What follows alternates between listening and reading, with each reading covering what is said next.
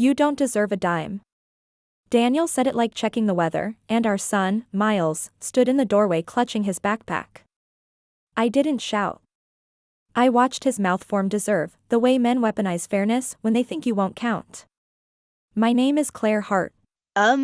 Nurse in Portland. I know shock when I feel my own pulse go thin and quick. I asked him to repeat it, not because I missed it but because precision matters in charts and divorces. He leaned on the breakfast bar we once sanded together and said, "You don't deserve a dime." Miles is 8. He believes in directories, where things go, where people belong. His eyes searched for a file that could make this normal. There was a time I'd defend myself with schedules and sacrifice, the coupons, the hand-me-down cleats, the nights I slept in my car between shifts so he could prep for a pitch meeting. I did not defend myself. The kettle clicked off. Steam traced the window. Tea suddenly smelled like metal. Your mother thinks you'll drag me for money, he added, admiring the marble he'd chosen to impress his boss. She's right. I'm not letting it happen. His mother, Lydia, gives advice like a subpoena, heavy, official. She calls my night shifts, unsupervised time, as if hospital monitors can't see. Miles asked if we were still going to the book fair after school. Yes, I said, because after is how children stay found. Daniel smirked. After you're out of this house, maybe. He loves audiences. He wanted me to perform. I rinsed a mug. You should go, I said. You're late. For work? He laughed. I took the day to meet a lawyer. I'm done pretending this is a partnership. I pay for everything that matters. You just manage chaos. Managing chaos keeps people alive between the crash and the sutures. I didn't explain. I kissed Miles's hair and grabbed my keys. We drove to school without music. The silence was a seatbelt. At the curb, Miles asked, "Will we still have the dog?" Yes. I said. We keep what loves us back. On the way to the hospital, I cracked the window and let February cold strip away the last of Daniel's cologne. At a red light, I remembered the first time I smelled it, on a jacket he lent me at a minor league game. Back then I thought he understood weather. Today I understood forecasts. I charted vitals, started IVs, stitched a teenager's eyebrow while his mother promised the scar would keep him humble. Between triage and discharge, a phrase circled like a patient I couldn't locate. You don't deserve a dime. Deserve is soft until someone grinds it. Daniel knows our numbers. He calls himself a financial realist. I pay the ordinary: rent, utilities, field trip cash. He hoards the extraordinary: bonuses, brokerage, the 529 plan tucked into a folder I haven't touched in a year. At lunch I opened my banking app. The balances stared back, obedient but thin. Pending charges flickered like a monitor with an arrhythmia I couldn't yet name. A text from an unknown number: "We should talk before this gets messy." D's counsel, not lawyer. I rolled it around my tongue like a cracked seed. I didn't answer.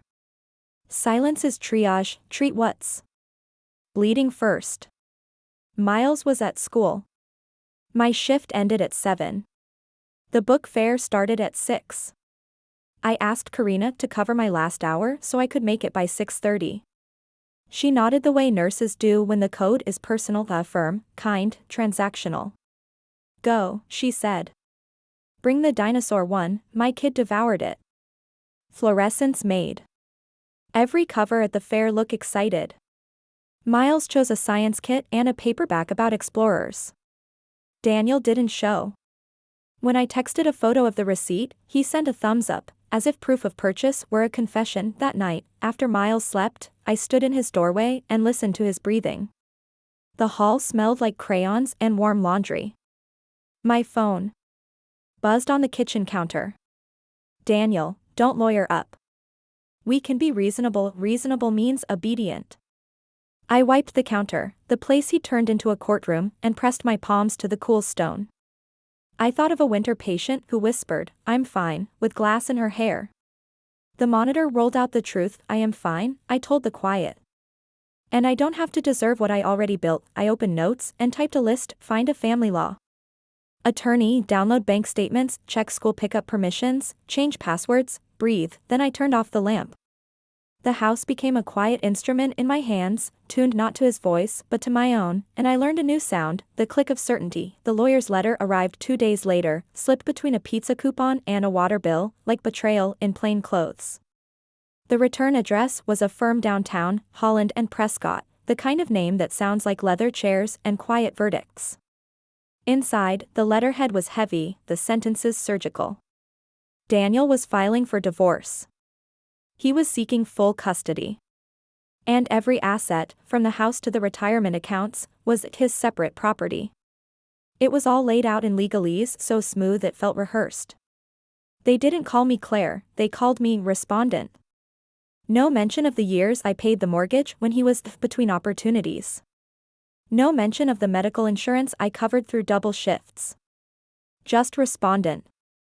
I read it 3 times, the way you recheck a patient's chart when the numbers don't match the body in front of you. The final paragraph was the one that stuck. We believe this matter can be resolved without costly litigation if the respondent agrees to the terms herein. Translation, surrender now, and maybe we'll let you keep your clothes. I folded the letter and placed it back in the envelope, aligning the creases perfectly.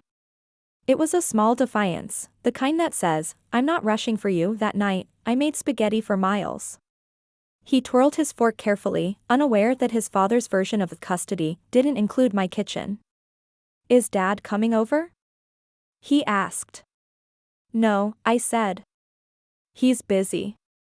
With what? I didn't add. After dinner, while Miles brushed his teeth, I scanned the letter to a secure drive. I'd learned that in trauma, the first thing you do is secure the airway. In divorce, you secure the evidence. At 10 p.m., I called an old colleague, Marissa, who'd left nursing to become a paralegal. They're trying to box you in, she said, her voice low and certain. Full custody. That's a scare tactic. And separate property? Please. We'll find every dime he touched while you were married. I didn't cry. I didn't even thank her. I just wrote down the name of a family lawyer she trusted, Jane Holloway. The next morning, I called Jane's office from my car before my shift. Her assistant's tone told me this was not her first urgent call from a woman whose husband thought a reason meant a sign here. We can see you Friday, she said. Bring financial documents, any communication you have, and a timeline of events. Be specific. Specific. My comfort zone. I live in vitals and timestamps. That week, I started building my own chart. The date Daniel moved out. The bank transactions that spiked in the last 2 months. The odd withdrawals from a joint account, never more than $5,000 at a time, just enough to avoid triggering the bank's automatic fraud alert. I printed credit card statements and highlighted the hotel stays he'd called to conferences. Every page went into a binder labeled, Heart versus Heart. The title was bitter in my mouth, but accurate. At the hospital, I kept my head down. Colleagues noticed the extra coffee, the tighter ponytail, but no one asked. They know the rules. Don't distract the surgeon, don't distract the nurse with the clipped voice and the full binder. Thursday night, Miles brought home a drawing of our family, me, him, and the dog. Daniel was missing. Did you forget, Dad? I asked. He shrugged. He said he might be too busy to come to my game. I didn't know if I should draw him. I told him to draw whoever shows up. He nodded like it was a rule he could work with. A Friday, I sat in Jane Holloway's office, binder open, my hand still. She flipped through the documents like a dealer counting cards. He's been moving money, she said flatly. And trying to establish a narrative that you can't provide stability. We're not playing defense here, we go on the attack. Temporary custody motion. Financial restraining order. Discovery requests for all accounts, including the ones in his sister's name.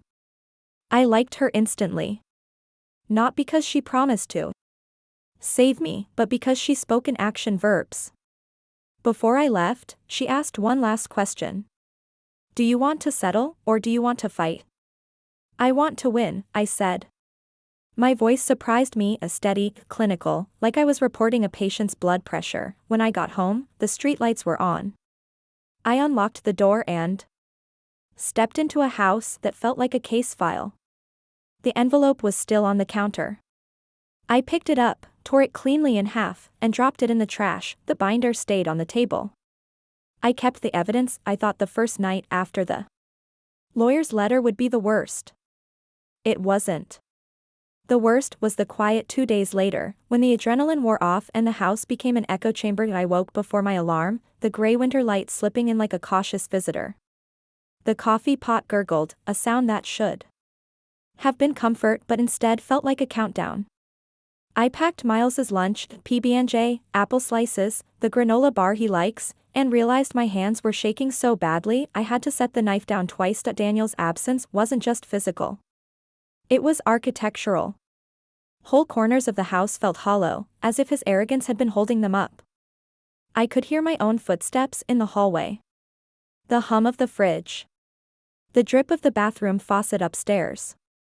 Silence can make you feel smaller than grief. At AT work, I went through motions like an understudy, charting, assessing, discharging, without stepping fully into the role.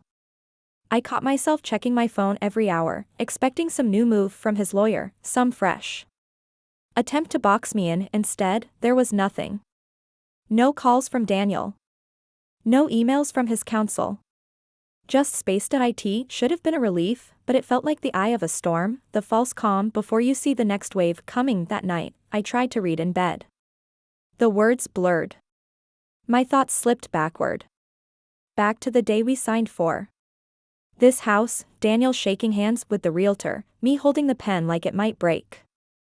Back to the night he told me his networking event ran late, and I believed him because the alternative would have shattered me faster. In the dark, my mind replayed every time I'd covered a bill, every time I'd said we when the truth was in me.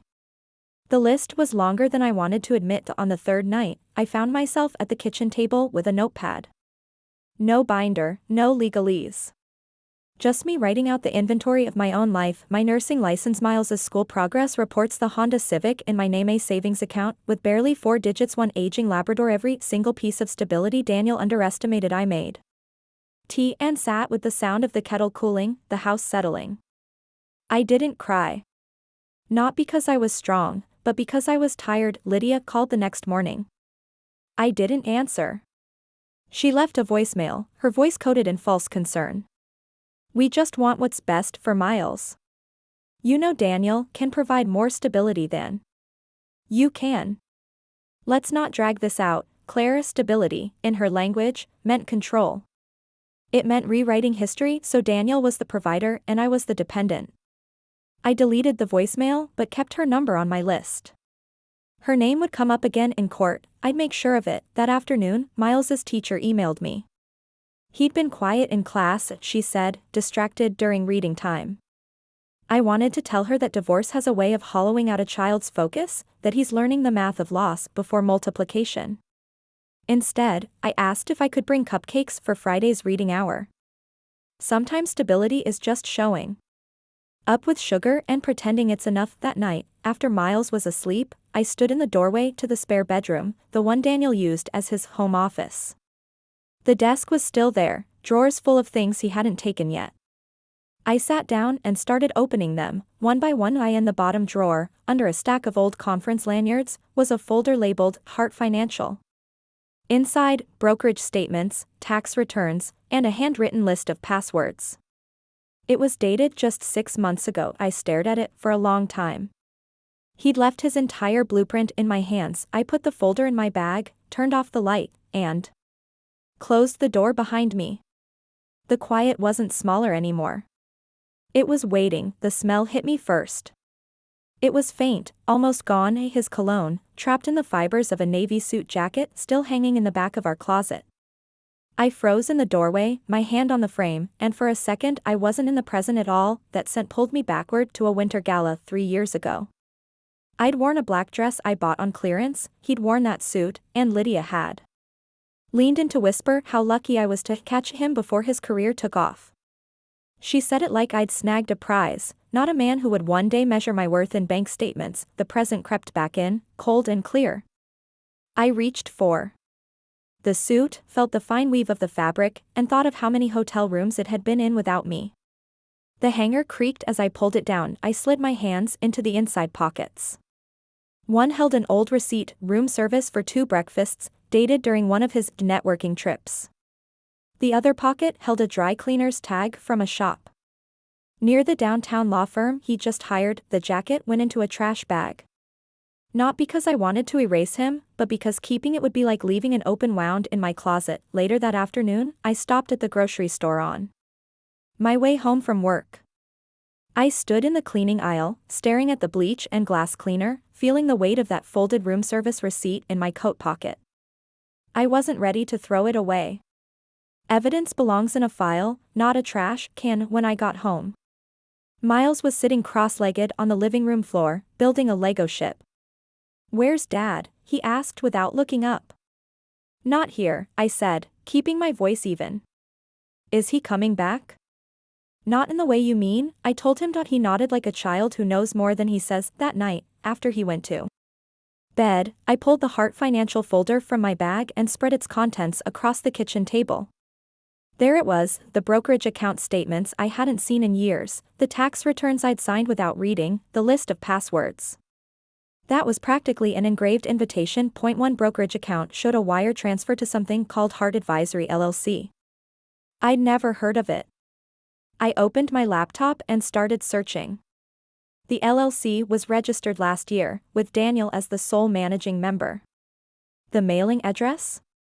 A P.O. box in Lydia's neighborhood. The air in the kitchen felt heavier, like the moment before a code blue when you know the monitor is about to scream. I started a new section in my binder, unreported assets. By midnight, I mapped out every account I could find, joint, individual, business, and advisory. I didn't touch the money. I just traced it. Following the flow felt like following a drip in the trauma bay. You start at the wound and work backward to the source. At 1 a.m., I shut the binder and made tea. The house was dark except for the kitchen light. I thought about the way Daniel had looked at me the morning he said I didn't deserve a dime, so sure I'd never find the pockets where he'd hidden them. I sipped slowly, letting the quiet wrap around me. For the first time in weeks, it didn't feel like absence. It felt like a perimeter. When the tea was gone, I washed the cup, dried it, and set it upside down in the rack. Then I walked to the spare room, shut the door, and locked it. That room was no longer an office. It was evidence storage. Lydia called again the next morning. I let it go to voicemail, but this time I listened. Her voice was syrup over steel. "Claire, I know you're upset, but Daniel is just trying to be fair. You've had a good run, and it's time to be realistic. You don't have the resources to raise Miles the way he deserves. Let him handle the big things. You can focus on being a mom." The pause before "a mom" wasn't accidental, it was the kind of pause you hear in courtrooms before the witness delivers the killer line. I saved the voicemail, labeled it Lydia_01, and backed it up in 2 places. The AT work, I caught myself double-checking discharge notes, my mind splitting between a patient's oxygen saturation and the shape of Lydia's words. I'd dealt with plenty of family interference in the siblings arguing over life support, children negotiating care for aging parents, but it was different when the scalpel was aimed at you. That evening, Miles was sprawled on the couch with a book, the dog at his feet. "Dad says we might move to a bigger house," he said, eyes still on the page. "Did he?" I asked, keeping my voice level. "Yeah, "He says it's got a pool and a game room. He said you probably couldn't afford it, but I could visit you there." It was the script, handed to him like homework. I didn't correct him. I didn't explain the game Daniel was playing. I just asked what he wanted for dinner. After he was asleep, I opened the Hart Financial folder again. I noticed something I'd skimmed over before, a letter from Hart Advisory LLC to a local bank, authorizing Lydia as an administrative contact on the account. I scanned it, sent it to my attorney with the subject line, "Third-party access." Family member Jane replied within minutes, "Got it. This will help." Keep going. The next day, during my lunch break, I went to the county clerk's office. I'd learned in a pro bono seminar that property records are public. 5 minutes at the terminal, and there it was, Daniel's name on a deed transfer from a rental property we'd once owned jointly, now sold to Hart Advisory LLC for $10, with Lydia signing as witness. The transfer had taken place 3 weeks. Before he moved out, I printed 3 copies and slid them into the binder. That binder was starting to feel heavier than my nursing textbooks, only this time, the anatomy I was studying was greed. By Friday, I was functioning in split screen. Daytime, Nurse Hart, efficient, composed, clocking vitals and swapping gloves between rooms. Nighttime, Claire, investigator, highlighter in one hand, tea in the other, dismantling the scaffolding Daniel thought would hold me in place. Saturday morning, I found a manila envelope on my porch. No postage, just my name in Daniel's handwriting. Inside, a typed, proposed parenting plan. He'd given himself primary custody, weekends for me, and decision-making power over all major financial and educational matters. The attached note read, "Sign this before court, and we can avoid dragging each other through the mud." I read it twice, then set it on the counter. I made breakfast. I took Miles to soccer practice. I dropped him at a friend's birthday party. When I got home, I put the envelope in the binder without bending a single page. Daniel wanted me to rush. I wanted him to think I was standing still. That night, I sat on the porch with the dog, listening to the city hum under a cold sky. If Lydia or Daniel drove by, they'd see the same house, the same porch light, the same woman sitting quietly. They wouldn't see the copies, the records, the passwords, the slow tightening of the net. Not yet. Sunday morning, my phone buzzed with a fraud alert from the bank. A withdrawal attempt, $4,950, from our joint account. Declined. I called the bank immediately. The rep confirmed what I already suspected. Daniel had tried to drain just under the $5,000 threshold that triggers an automatic review. When I asked if he'd succeeded before, she hesitated. In the last 60 days, there have been 3 similar withdrawals, she said. All cleared. That was nearly $15,000. $15,000 that could have covered months of groceries, mortgage payments, Miles's school trips. Gone. I ended the call, printed the transaction history, and added it to my binder under a new tab, pattern of depletion. At noon, I logged into our shared cloud storage, something Daniel probably forgot I still had access to. Buried in the taxes folder was a PDF labeled 2022 projections. It wasn't taxes.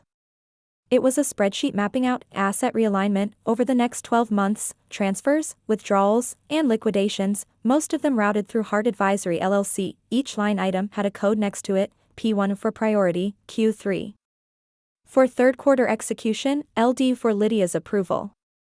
Approval. The man was running my life like a corporate restructuring. And Lydia was on the board. I screenshotted every page, sent them to Jane with the subject, strategic plan, pre-separation asset transfer. Her reply was almost immediate, "This is gold. Do not let him know you have it." By late afternoon, I couldn't sit still. I drove to the self-storage facility where we used to keep old furniture. Daniel had the only listed access card, but the clerk recognized me from years ago. When I explained I needed to check a unit, she hesitated, then said, "If your name's still on the lease, I can let you in." It was. Inside the unit, under a tarp, was a locked file cabinet. The lock was flimsy, one twist with a paperclip, and it popped open. Inside a safety deposit box, key, a folder labeled Ha! LLC, legal, a stack of cashier's checks made out to Daniel Hart, totaling over $60,000. I photographed everything and left it exactly as I found it. Evidence, untouched, is stronger than accusation. That night, I sat at the kitchen table with the binder open, the tabs multiplying like arteries in a diagram. Unreported assets. Third-party access.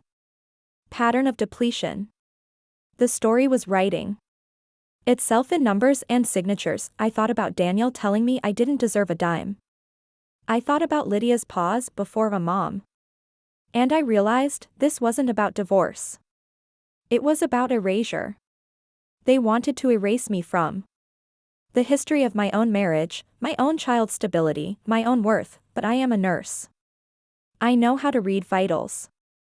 And theirs were dropping fast. I closed the binder, locked it in the spare room, and poured myself a glass of water. Through the kitchen window, the night looked calm. But somewhere in the city, Daniel was looking at numbers that didn't move the way he'd planned. He wouldn't know why. Not yet. Monday morning, I stopped by Jane's office before my shift. She was already at her desk, glasses low on her nose, the spreadsheet printouts from the cloud folder spread in front of her. "This," she said, tapping the column labeled LD, "is proof of collusion. Lydia's involvement makes her a potential co-defendant if we file a claim for conspiracy to conceal marital assets." The words co-defendant and Lydia in the same sentence were better than coffee. Jane outlined the next steps: file a motion for a temporary financial restraining order, subpoena bank records for Hart Advisory LLC. Request the court compel Daniel to produce all ledgers and communications regarding asset transfers since the date of marriage. She slid a stack of forms toward me. "Sign these, and we'll get them filed by the end of the day. Once the restraining order's in place, he can't move a penny without court approval." I signed. My signature was clean, deliberate. By lunchtime, the motions were filed. Jane texted me a confirmation with a note, "Clock's ticking for him now." That night, I logged into the joint account to confirm, balance frozen, no new activity. Somewhere, Daniel was trying to make a transfer and getting denied. The next morning, I got the first sign it had landed. A text from Daniel: "What the hell did you do? You're making this ugly." I didn't respond. Silence is a scalpel, it cuts without bleeding. 2 hours later, an email from Lydia arrived, subject line: "Really?"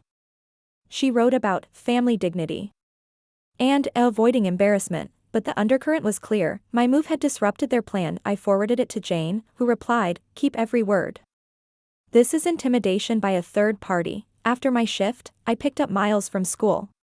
He climbed into the car, buckling in with his usual precision. "Dad's mad," he said. "He told Aunt Lydia you were being selfish." I asked him what selfish meant to him. "Like when someone keeps all the cookies," he said. I nodded. "Sometimes people call you selfish when they're upset you won't give them what's yours." That night, I went back to the storage unit. I didn't touch the file cabinet, but I took photos of the unit itself, the lock, the location, the contents in plain sight. When I left, I stood in the cold air for a moment, watching my breath rise. I realized I'd stopped bracing for impact. Now I was watching for openings to AT home. I created a new binder section, strategic opportunities.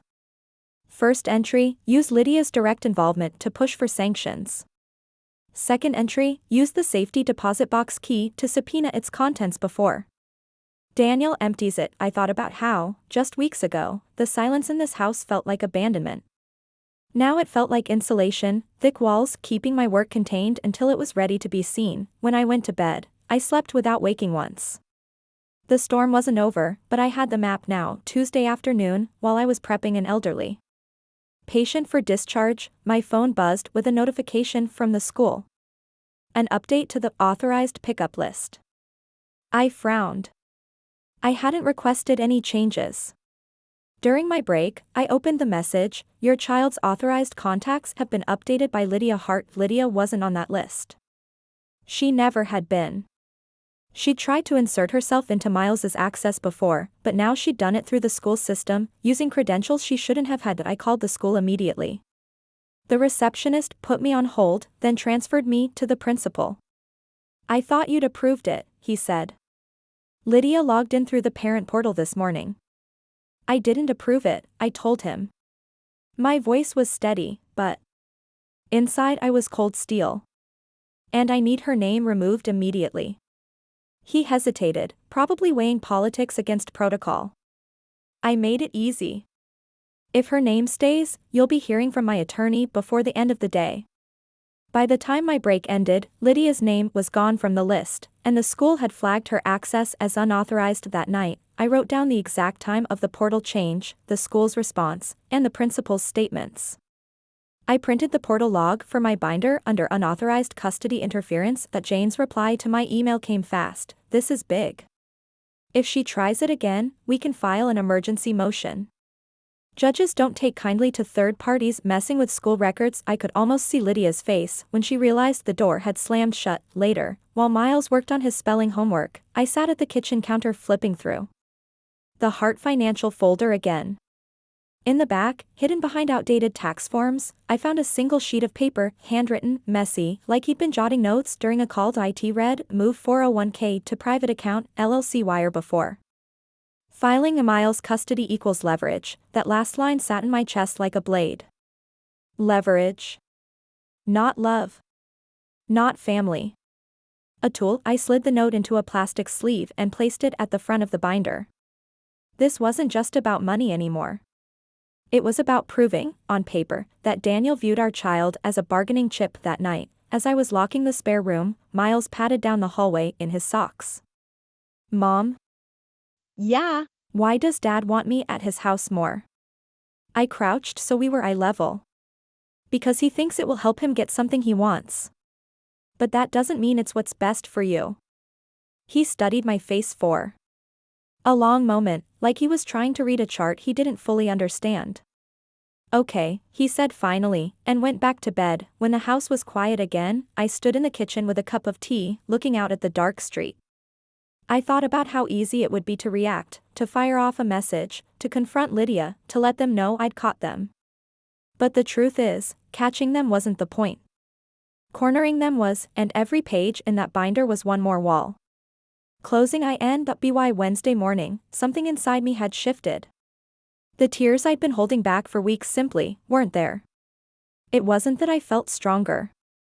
It was that I'd crossed a threshold, past the place where grief softens you, into the place where precision sharpens you. I woke before the alarm and sat at the kitchen table with my laptop open, tea steaming beside me. I didn't check social media. I didn't scroll through messages. Instead, I opened a new spreadsheet and titled it, Leverage Points. The first column, Asset Category. The second, Evidence Collected. The third, Potential Legal Use. I started filling it in like I was building a treatment plan. The frozen joint account? Proof of marital funds at risk.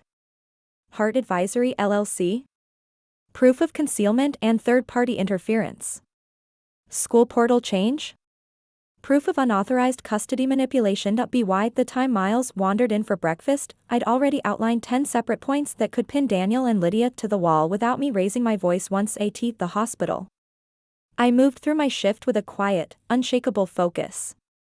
A patient's wife gripped my hand after I explained her husband's post-op care plan, and I realized this was my advantage. I've spent my career walking people through crises without panicking. This was just another kind of trauma care. That evening, I went to the public library and checked out 3 books: Divorce and Property Division in Oregon Family Law, Evidence Strategies, Asset Tracing for Beginners. The librarian didn't blink. She just scanned the spines and handed them back like I'd checked out cookbooks. When I got home, I put Miles to bed, brewed tea, and opened the first book.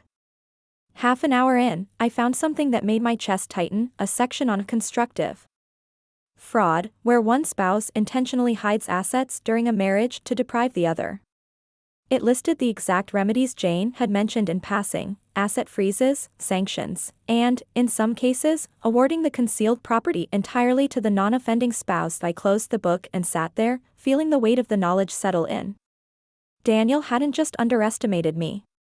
He'd built his plan on the assumption I wouldn't learn the language he was speaking. Not anymore. Before bed, I made one more list in my notebook: master the statutes relevant to concealed marital assets, document every deviation from the parenting plan, identify allies willing to testify: teachers, bank reps, storage clerk. I tore out the page, folded it, and slid it into the front of my binder.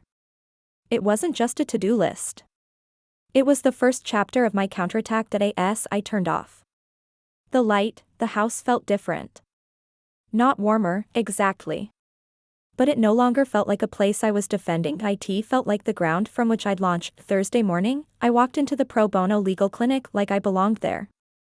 It was held in a corner room of the community center, walls lined with mismatched folding tables and a faint smell of burnt coffee. A volunteer attorney named Melissa shook my hand, her grip firm, her eyes scanning me the way I scan a patient, looking for both injury and readiness. I slid the Hart versus Hart binder across the table. Walk me through it, she said. For the next 45 minutes, I laid out the timeline, the withdrawals, the LLC, the school portal interference. I didn't add emotion. I didn't need to. The paper spoke. Melissa tapped the binder. You've got something most people don't walk in with, documentation. Judges love documentation. And the way you've organized this? It's trial ready. She pointed to the LLC records. This is where you can subpoena bank accounts and force them to explain every dollar moved. And that note you found, Miles' custody equals leverage? That's a gift. Judges don't like kids treated as bargaining chips. Keep that front and center. I left with a folder of sample motions, a checklist for asset discovery, and a recommendation for a forensic accountant who took sliding scale cases. Back at home, I put Miles to bed and sat at the kitchen table with the checklist. I began calling institutions, banks, credit unions, investment firms, asking for statements and account histories. Most told me to have my attorney send a formal request. Good. That meant Daniel couldn't make them disappear without creating a paper trail. The next morning, I met Jane at her office. She'd already read the clinic's notes and added her own annotations. We're going to make him produce everything, she said. And when he lies, we'll have the receipts, literally. I noticed she'd tabbed the section on Lydia's bank involvement. This is the pressure point, she said. Daniel's stubborn, but Lydia's image matters to her. If she thinks her name will be in public filings, she might push him to settle on terms you want. That night, I sat in the living room with the dog asleep at my feet, flipping through family law evidence strategies. There was a line in the introduction that stuck with me. You are not just telling your story, you are proving it beyond doubt. I realized that was the shift. I wasn't a victim recounting events anymore. I was a witness, curating evidence. Before bed, I added 2 more tabs to the binder: forensic accounting leads and public filing leverage. The spine of the binder was thick now, heavy enough that when I set it down, it made a sound. A sound I liked. Lying in bed, I thought of the first morning Daniel said I didn't deserve a dime. He believed the power was in the sentence. But the power was in what I did after. Friday at 8:15 a.m., Jane filed the motion for temporary custody and the financial restraining order. By 10 o'clock, it was on the judge's desk. By noon, a signed order sat in Jane's inbox, effective immediately. Daniel couldn't move $1 from any account without court approval, and Miles's primary residence was legally designated as mine until the final hearing. The first strike had landed. I left the hospital early, using a vacation hour, and went straight to the bank with a copy of the order. The branch manager scanned it, nodded, and flagged every joint and individual account with Daniel's name. If he tries to move money, we'll deny it and log the attempt, she said. I pictured him at his laptop, watching transfer errors pop up, his jaw tightening. By 3 o'clock, Jane had filed the discovery requests, formal demands for account statements, transaction histories, LLC ledgers, and the contents of the safety deposit box. She sent me a copy with a note: now we wait for him to panic. At 4:30, my phone buzzed.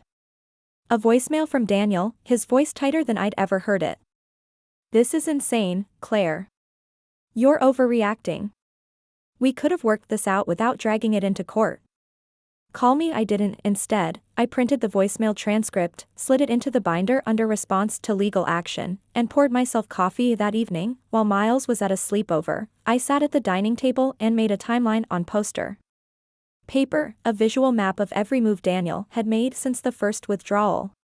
Seeing it all laid out, dates, amounts, Lydia's involvement, was like looking at a patient's chart and spotting the disease pattern. The next morning, I took the timeline to Jane's office. She studied it, smiling faintly. This is surgical, she said. We'll use this in court. It's visual, simple, and damning. By Sunday, Jane had filed a motion to compel immediate inspection of the safety deposit box. The hearing was set for Wednesday. Sunday night, I sat in the living room with the dog at my feet, watching the streetlights flicker on. The quiet no longer felt like an empty house, it felt like the sound of my controls settling into place. Miles came in from brushing his teeth. Are we winning? He asked. I smiled, not soft but certain. Yes. We're winning. He nodded. Satisfied, and padded off to bed in the kitchen. I opened the binder one last time before locking it away. 11 parts into this fight, I could see it clearly, this wasn't survival anymore. This was offense. Monday morning started with a thud, a certified letter slid under my door by a courier who barely made eye contact. Inside, a cease and desist from Daniel's attorney, accusing me of unauthorized access to private financial records and dissemination of confidential information. I read it twice, noting the phrasing. It didn't say illegal. It said unauthorized. And I had court orders. Now I scanned the letter, labeled it retaliatory legal tactic number 1, and emailed it to Jane. Her reply was curt and satisfying: harassment. We'll respond in writing. Don't engage. By noon, Jane had drafted the response, 3 paragraphs citing my legal right to obtain all marital financial information under discovery rules. The final line read, "Any further attempts to intimidate my client will be noted for the court's consideration in awarding sanctions." I pictured Daniel reading that, realizing the intimidation attempt had not only failed but had been documented against him. That afternoon, Jane's office sent out cease and desist letters of our own, to Lydia and to Hart Advisory LLC, demanding they halt all asset transfers and preserve all financial records for inspection. Copies went to the court for the case file. Public, permanent. At the hospital, I found myself moving differently. I wasn't just reacting to emergencies, I was anticipating them. Prepping meds before the order came through. Having the crash cart closer than it needed to be. That same mindset was bleeding into this case, preparation before confrontation. Tuesday evening, Miles sat at the kitchen table coloring while I reviewed a packet from the forensic accountant Jane had connected me with. The intake form asked for every account, every debt, every significant purchase over the last 5 years. I filled in what I knew, flagged what I didn't, and added notes in the margins, possible aliases for Hart Advisory transactions, dates of unexplained withdrawals, the storage unit contents. When Miles went to bed, I sat on the couch with a cup of tea, rereading the cease and desist Daniel had sent me. It was meant to scare me into stopping. Instead, it read like a flare, proof that I was hitting nerves he'd thought were insulated. I filed it in the binder, locked the spare room, and stood for a moment in the hallway, the house silent except for the hum of the fridge. There was no more waiting for the next blow. Now, I was delivering them. The certified letter had been his move. The counterstrike was mine. And I was nowhere near done. Wednesday's hearing on the safety deposit box was set for 9:30 a.m. I arrived early, binder in hand, hair pulled back, wearing the same navy blazer I'd worn to testify in a hospital arbitration years ago. Jane met me on the courthouse steps, her expression sharp. Inside the courtroom, Daniel was already at the petitioner's table with his attorney. He didn't look at me, just fiddled with a pen, jaw tight. The judge entered, and the clerk called the case. Jane began with the evidence, the LLC records, the transaction history, the handwritten note with Miles' custody equals leverage. She argued that the key found in the storage unit was clear evidence Daniel had undisclosed assets and that immediate inspection was necessary to prevent destruction of evidence. That Daniel's attorney tried to frame it as personal property outside the scope of marital assets. The judge didn't buy it. Access will be granted to both parties, in the presence of a court officer, within 72 hours, she ruled. Her gavel hit like a heartbeat monitor spiking. We walked out without looking at Daniel. On the courthouse steps, Jane said, "This is the crack in the dam. Once we see what's in there, the rest will fall." 2 days later, I met Jane and the court officer at the bank. The safety deposit box slid open with a metallic scrape. Inside, a thick envelope of bearer bonds worth over $100,000, a stack of cashier's checks payable to Hart Advisory LLC, a flash drive in a labeled case. Ha! Assets and agreements. The court officer logged each item, photographed them, and sealed them in an evidence bag. Chain of custody, airtight. That evening, I sat at my kitchen table while Miles worked on a school project beside me. I didn't tell him about the hearing, the box, or the bonds. I just helped him cut out construction paper shapes and glue them to his poster board. After he went to bed, I opened the binder and slid in the court's inspection order, the inventory list, and a photo of the contents. Underneath, I wrote one word in the margin, leverage. Somewhere, Daniel was realizing the numbers in his head no longer matched the ones in his control. And I had just taken another step from surviving to dismantling. The following Monday, mediation was scheduled. Daniel had insisted on it early, probably thinking he could charm or pressure me into signing before the real damage to his position was visible.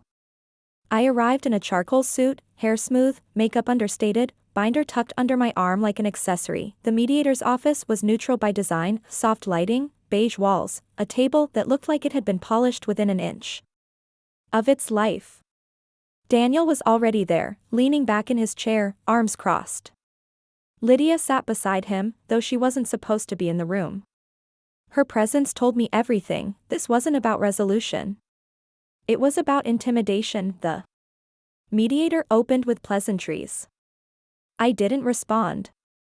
Jane started by laying out our preliminary position: primary custody, equal division of disclosed assets, full accounting of all financial transfers since marriage, sanctions for concealment. Daniel's attorney countered with an offer that would have left me with less than half of what was legally mine and every major decision about Miles's education and healthcare in Daniel's hands. I didn't flinch. Instead, I opened the binder, flipped to the tab labeled Unauthorized Custody Interference, and slid a printed screenshot of the school portal change across the table. This, I said evenly, is why you won't be making major decisions for our son. The mediator glanced at Daniel's attorney, who asked for a recess. They stepped out, Daniel, Lydia, and his lawyer, leaving Jane and me alone in the beige quiet. Jane leaned toward me. You just shifted the room. Stay cold. When they returned, Lydia's seat was empty. Daniel looked tight, less certain. His attorney suggested pausing mediation until all financial discovery was complete. That was my win. Stalling meant the restraining order stayed in place, the forensic accountant kept digging, and the court clock kept ticking in my favor. On the drive home, the city felt different, streets sharper, air clearer. I picked up Miles from school, and he told me about a science experiment they'd done with vinegar and baking soda. Everything fizzed and bubbled, he said, eyes wide.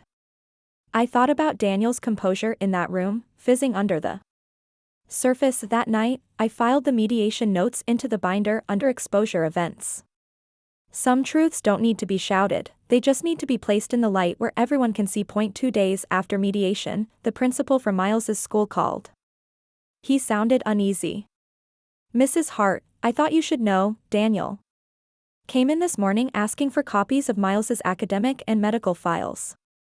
When I told him our policy requires both parents' written consent, he got agitated. I kept my voice even. Did he leave with anything? No, the principal said. But he implied he'd be back with legal paperwork. I thanked him, hung up, and immediately emailed Jane. Her response came within minutes. If he tries again, they need to document it in writing. We'll subpoena the school records to show his pattern of boundary violations. That evening, while Miles worked on his math homework, I sat with my laptop and drafted a detailed incident log, time, date, location, the principal's statement. I added it to the binder under custody maneuvers. The next morning, Jane filed a motion to restrict Daniel's access to school and medical records without my express written consent. The hearing was set for the following week. Every new motion was another wall going up around Miles's safety. That afternoon, I stopped by the forensic accountant's office to drop off additional bank statements. He showed me his preliminary findings: multiple transfers from Daniel's brokerage account to Hart Advisory LLC totaling over $250,000 in the last 18 months, consulting payments to Lydia's personal account, 2 cashier's checks deposited into an out-of-state bank branch just before the divorce filing. It's a web, he said, but it's a sloppy one. He left trails everywhere. Driving home, I thought about that, how Daniel's arrogance had always been his weak spot. He assumed no one would bother to follow the money because he thought no one could. That night, I took Miles for ice cream after dinner. He chattered. About his upcoming class field trip, completely unaware of the battles being fought over his future in quiet offices and courtrooms. I let him talk. Let him be 8. When we got home, I tucked him in, then poured myself a glass of water and stood in the doorway of the spare room. The binder sat on the desk, its tabs neat, its weight solid. Once, this room had been Daniel's workspace, his domain. Now, it was the command center of his undoing. I locked the door and turned out the light. Some nights, the silence feels like a weapon. A Friday morning, Jane called before my shift. "Claire, you're going to like this," she said, her voice carrying that edge of restrained satisfaction. She'd received Daniel's subpoenaed text messages, thousands of them, time-stamped and archived. By the time I arrived at her office that evening, she'd already sorted the relevant threads into a neat folder.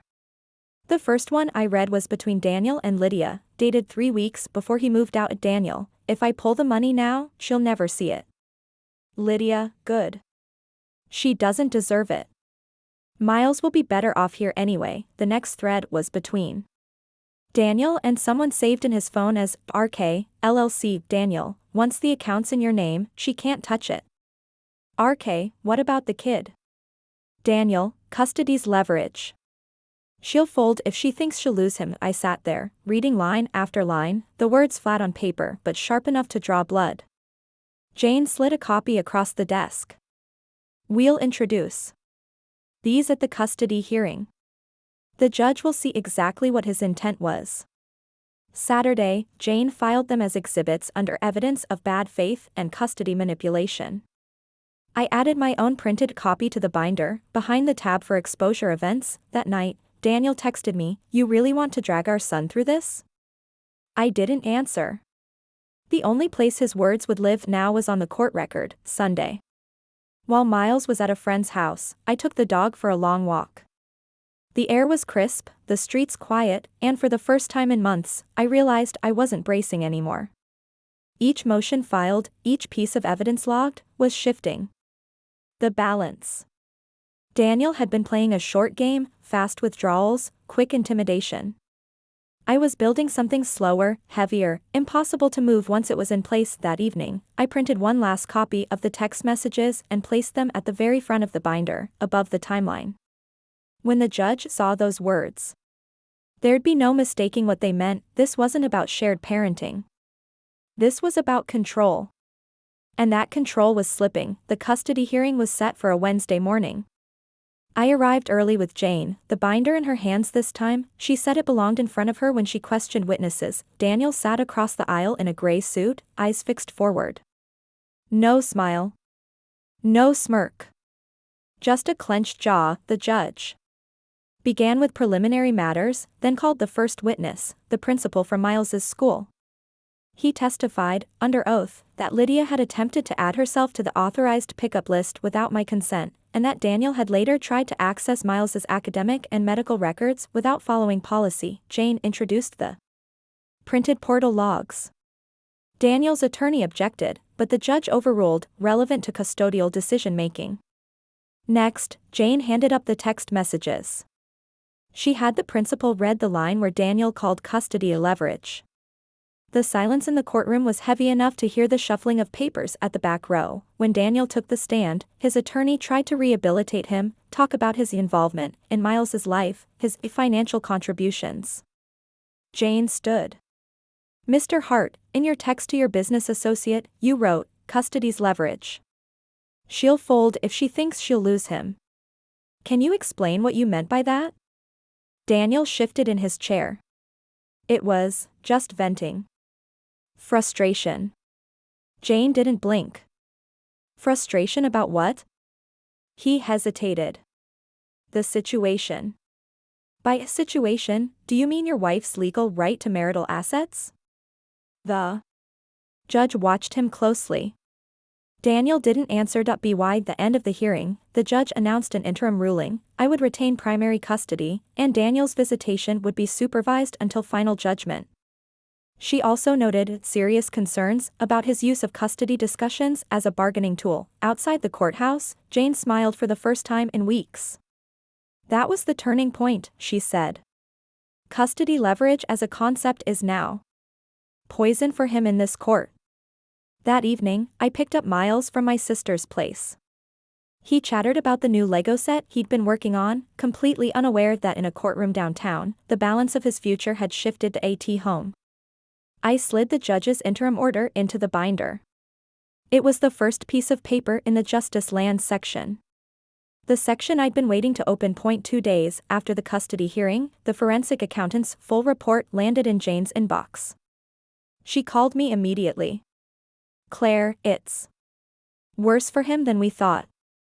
Better for us." I sat at her office table while she went through it line by line. Hart Advisory LLC had funneled over $300,000 in marital funds into accounts under Daniel's control.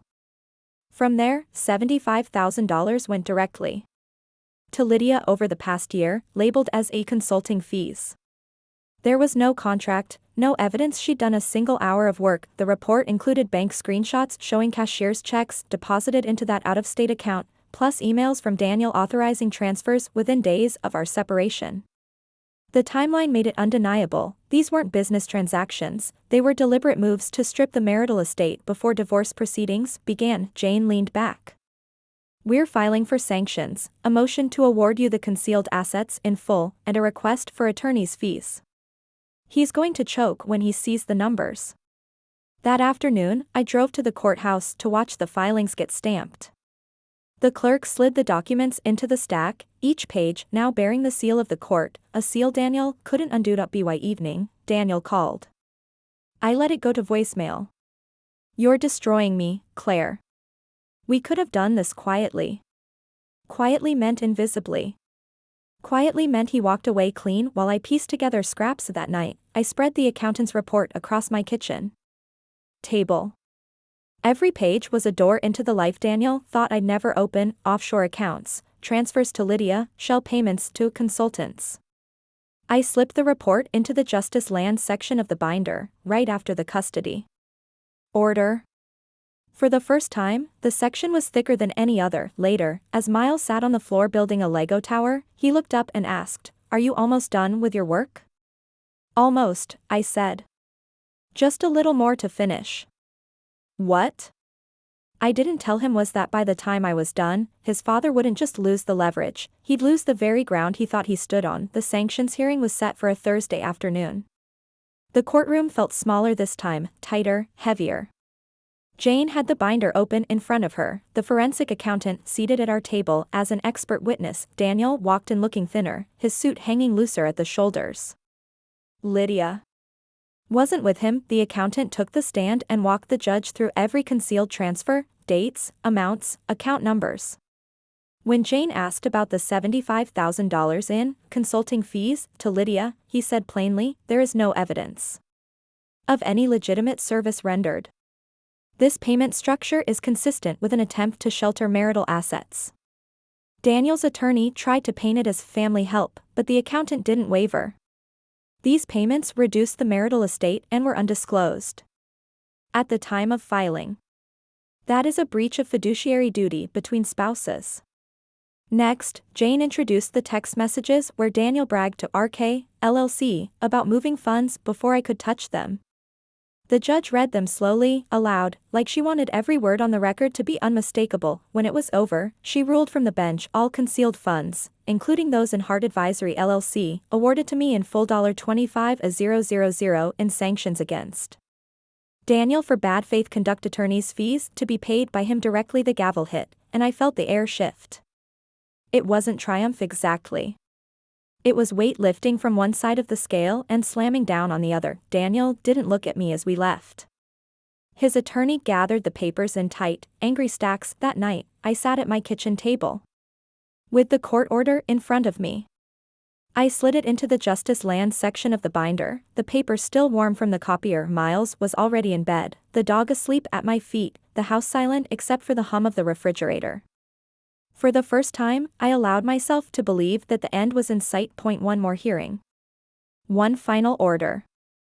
Then I'd close this binder for good. The final hearing came on a rainy Tuesday, the kind of gray Portland day where the clouds sit low and heavy. I walked into the courthouse without the binder. Jane carried it now, her fingers resting on it like a weapon she knew how to use. This was the property division and final custody ruling. Daniel was already at his table, eyes shadowed, suit pressed but collar tight against his neck. No Lydia. No smile. The judge reviewed the case file in silence for nearly 10 minutes before speaking. Her ruling was deliberate, each word dropping. Like a stone in water, I retained full legal and physical custody of Miles. Daniel's visitation would be supervised until he completed a parenting course and provided proof of compliance. All marital property, disclosed and previously concealed, would be divided according to the sanctions order, with the concealed assets awarded to me outright. The home would remain mine. Daniel was to vacate any claim within 30 days. She ended with a note that Daniel's conduct had shown a consistent disregard for transparency and the best interests of the child. When the gavel fell, it didn't sound like an ending. It sounded like a door locking behind me. Outside, Jane handed me the certified copy of the final order. "You did this," she said. "You stayed disciplined. You stayed quiet. And you won." I drove home through the rain, the city lights blurring on the windshield. Miles was at school, and the house was still when I walked in. I set the final order on the kitchen counter, next to the empty space where the binder had always been. I didn't open champagne. I didn't call anyone. I simply changed the locks, changed the passwords, and emptied the last drawer that had anything of Daniel's. In the trash, among old receipts and expired coupons, was the first letter from his attorney, the one that had called me respondent and told me I could walk away quietly. I looked at it for a moment before letting it fall into the BINO anger. No gloating. Just closure.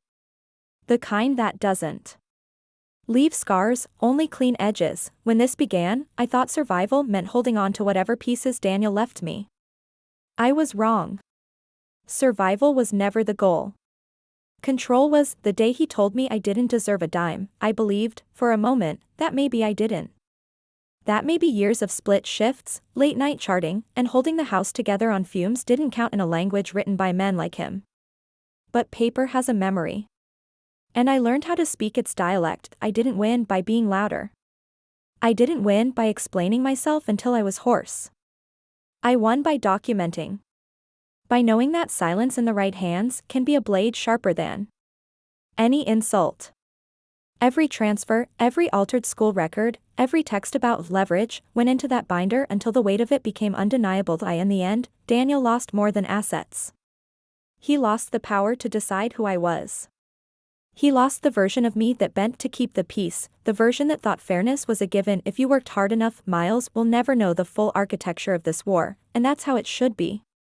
He'll just know that when someone tried to turn him into a bargaining chip, his mother turned the table instead. The binder is locked away now, in a box at the back of the closet. Not as a trophy, but as proof of what can happen when you stop asking to be spared and start demanding to be seen. If Daniel ever wonders how he lost, the answer is simple. He thought the absence of noise meant the absence of strategy. It didn't. It meant I was already building the trap, and when it shut for good.